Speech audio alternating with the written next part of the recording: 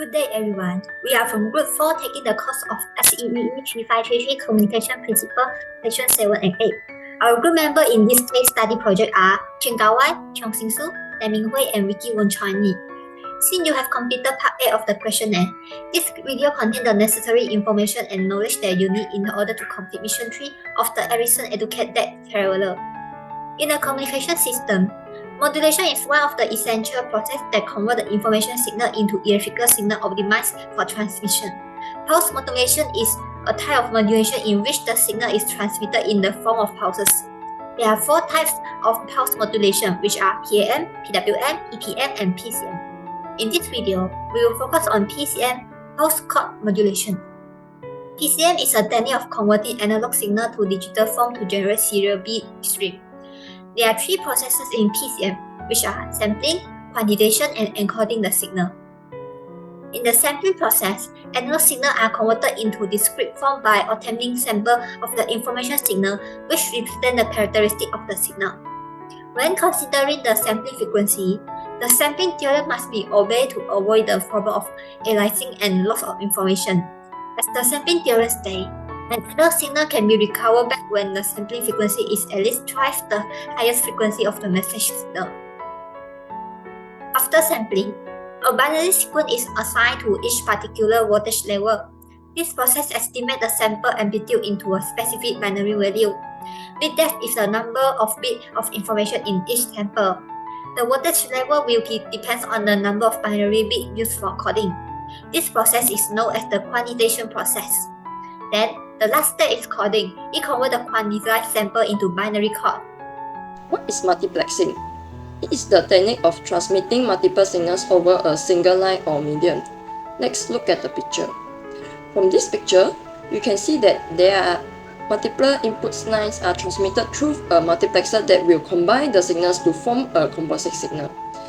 Then, the composite signal is passed through a demultiplexer that will separate the signal to component signals and transfer them to their respective destinations.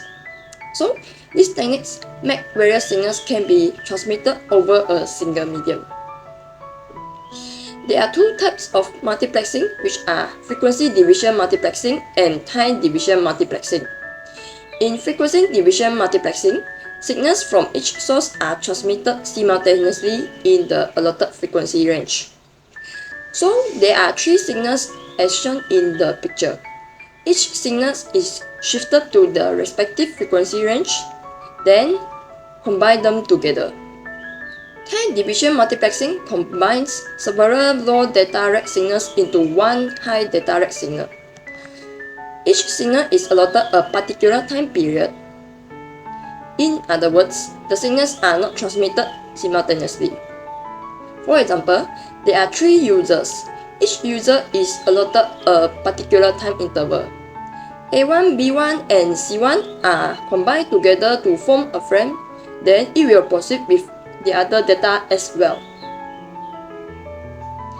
Then let's compare frequency division multiplexing and time division multiplexing.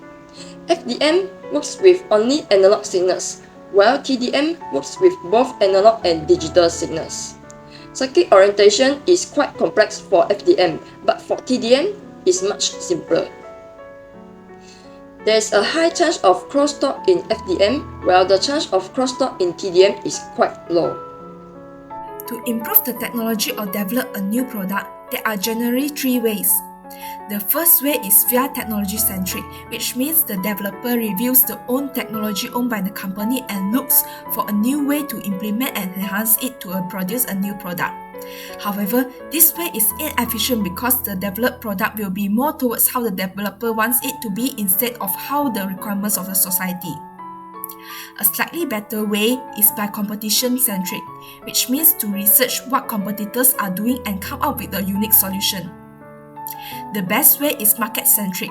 The marketing team from the company will conduct a market research to have a more detailed understanding about the market. In terms of exchange signaling, there are 2 types of exchange, which are in-band signaling and out-of-band signaling. In-band signaling sends control information within the same band for data. This causes the information to be easily hacked. Another way is via out-of-band signaling. The control signal sent will separate from the signal, which causes it to be a more secure dedicated alternated access method. Next, let's talk about the benefits and some misconceptions. First of all, the word is analog. Hence, the analog signal may have higher data density, which contain more information. The analog signal uses less bandwidth, is easier to process, and inexpensive when compared to digitals. But the analog signal is distorted easily due to noise, and hence the transmission quality is low. Because of the data corrupted easily, the encryption is also very difficult. For digital signals, it is immunity to noise, and the data is secure as it can be encrypted. The digital signal is easier to store by using the semiconductor chips and is flexible, and the system update is easier. But for digital signals, it requires a higher bandwidth and hence resulting in the wasting of power. The process of digital signal is also complex and need to be synchronized. Overall, the digital signal is preferred as it has higher benefits in terms of higher securities, good immunity to noise, and flexible where the data can be translated to other device languages. Next, let's see the benefits of the pulse code modulations PCMs. The PCM is the most important form of the pulse modulations as it supports the long-distance transmissions with zero interference or noise. Hence, the transmitter efficiency is very high when compared with the continuous wave modulations or other methods. The multiplexing is an advanced technology where it allows more signals to be transmitted over a single medium. Therefore, the utilization of the medium bandwidth is very effective. This reduces the times and costs when a single medium can serve many signals. There are many positive impacts of the communications technology improvements. In terms of economics, it improves the flexibility in the workplace when the remote work is enabled.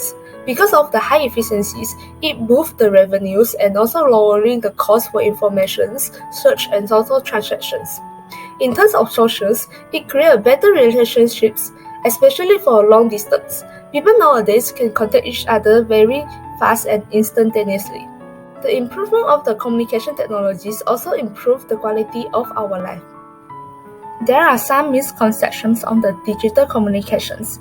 First, in terms of safety, some of them may think that the cell phones are better than the radios.